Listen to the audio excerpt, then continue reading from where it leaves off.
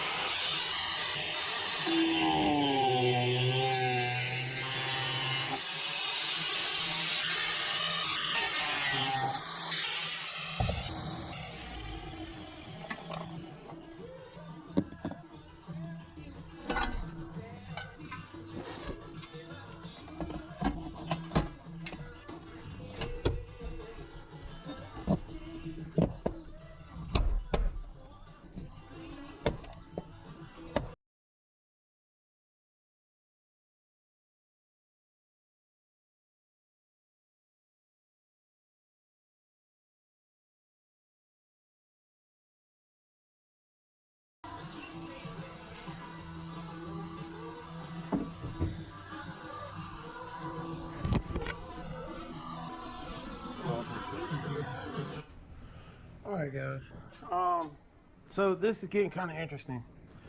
I think honestly, especially for you guys that don't have, you know, access to a welder or have a welder, what I just figured out is something kind of neat.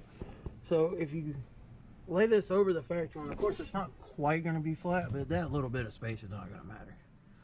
I mean, you're only talking about roughly a 1/16 of an inch, maybe an 1/8 of an inch.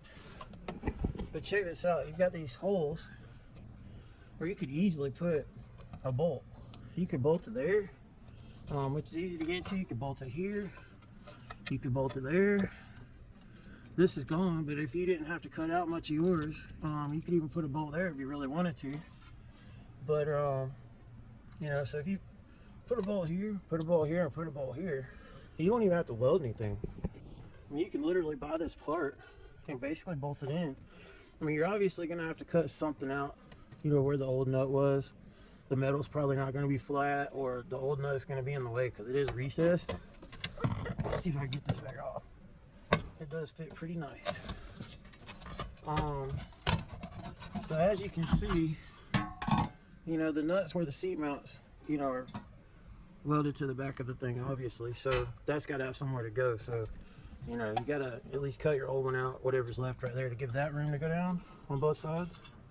So as you can see, I just cut that section out, cut that section out, and then basically they can just be bolted down. So I'm not sure if I'm gonna weld it at all now. Even though I can. I mean, my welder's sitting right here. But honestly, I just don't really see a need for it. This thing fits really nice, and those bolts are gonna be more than sufficient to hold that. So this just actually turned out to be a pretty easy repair. I believe with shipping and everything, it was like $94 for the part, and I'm sure if you search around online, you could probably find a better deal. I got it locally from the Toyota dealership, and I remember looking online and seeing them for like 59 and 60 and stuff like that. So I'm sure you could get it cheaper than what I did. I got it locally so I could get it quicker. So anyway, that's actually pretty sweet. So just to recap, you can basically bolt this in.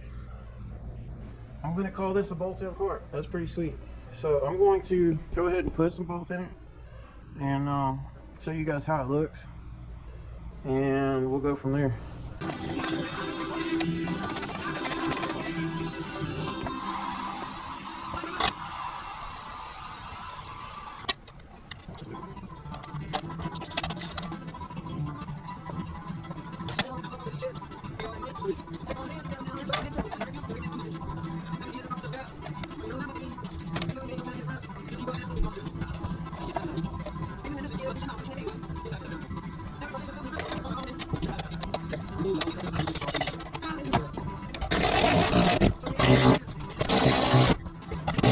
That is amazing.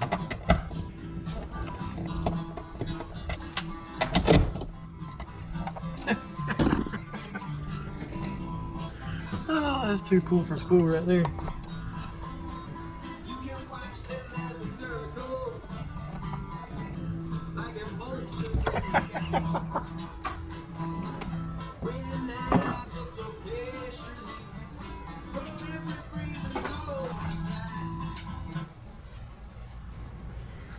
Well, there it is, all bolted down. I mean, it's awesome. It just bolted right in, tightened right up. The bolt cinched it down. I mean, there can't be more than a 1/16 of an inch of a difference in height from the factory to that. And it bolted right in. I mean, it's welded to the floor. You know, so that is super cool. I'm gonna get the carpet and everything put back down, get the seat bolted in, and see how everything works.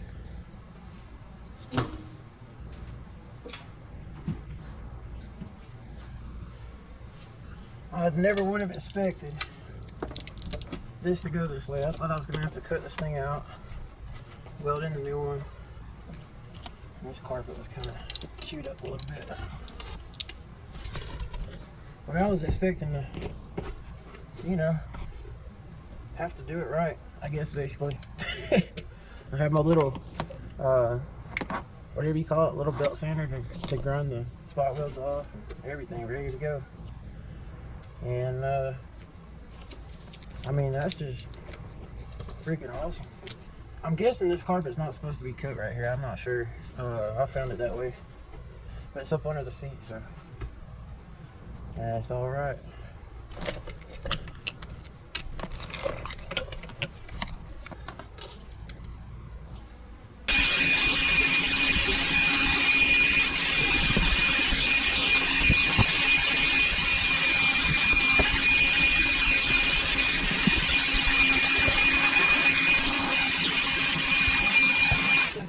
Well, I'm still going to end up doing just a little bit of welding. When I got ready to put the seat back in, I found out that this bracket was cracked right here. So I cleaned it up as best I could.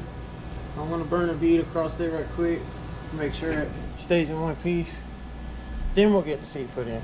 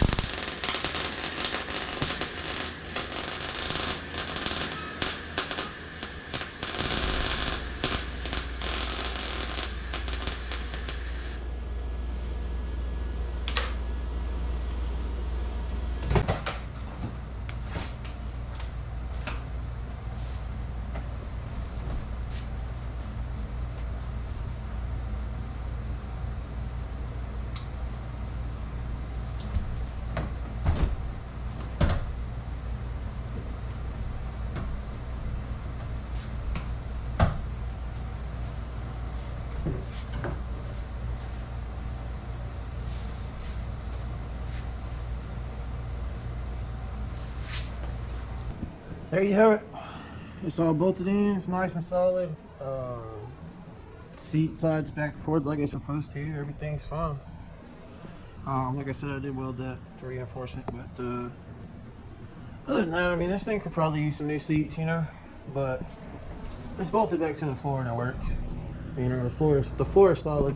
I ended up having to chase the threads in a couple of the holes in the floor, and 2 of the nuts I ended up running them through a die, you know, clean the threads up on those. And I ended up replacing 1 bolt, which for me was kind of hard to find because most of my metric stuff is like, you know, the normal metric, and instead of the import metric bolts. So this was like an M10 by 125 instead of 150. So M10 would normally be like a 150, M8 would be 125, etc. So imports these you know, a finer thread. So luckily I had one, and so I got it in this corner over here, and then all the other ones are stock bolts that I cleaned up. So everything started by hand and all that good stuff. Got everything cleaned up. So I hope you find this helpful. You know, it went way better than I thought it would. I mean, I knew it was going to go well. You know, it's not really, even if I took the old one out completely and welded in a new one, I mean, it would have been what I expected. You know, I didn't expect to be able to bolt the part in. That was pretty cool. So, and that's good news for you guys, because, you know, if you don't have a welder or know somebody with a welder and don't want to spend the money at a body shop to have it done, all you gotta do is get the part, possibly cut a couple little spots and bolt it in, and you're good to go. So hope you guys enjoyed the video. If you found it helpful, hit the like button, possibly subscribe, and we'll see you next time.